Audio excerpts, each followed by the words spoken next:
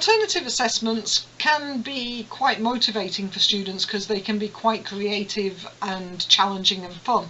So some examples of alternative assessments might be, they might do a presentation on their favourite computer game or on their favourite hobby. That's a fairly standard one. Obviously essays are also fairly standard, but as I say, they can be quite creative, so you might want to get your students to do projects or design a poster or even make their own film or a podcast, as I'm doing now.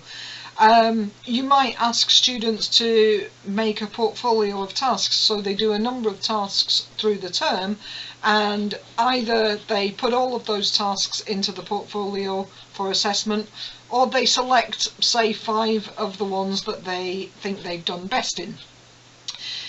But obviously by doing things like films and podcasts and so on, that can really allow the students' creative juices to flow, if you like. And you can get students to work individually or in pairs and groups.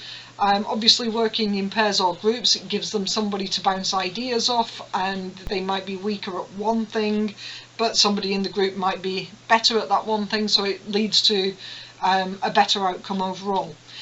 In terms of implementing the tasks, then obviously you need to consider what your learning outcomes are and what you want students to achieve by the end of it.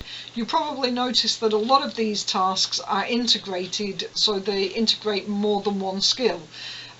So you need to be aware of that when it comes to the rating scale, and you need to be aware of what the constructs are that you're actually testing.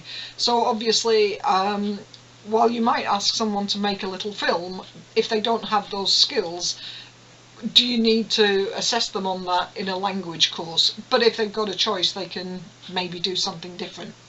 But what is really important is that you think about the construct that you're testing, you think about the learning outcomes, and bear those in mind for the rating criteria. And while the students are working on the tasks, you need to check in with them from time to time, maybe through tutorials or just through observing them in class and making sure that they're on track and they're not struggling too much.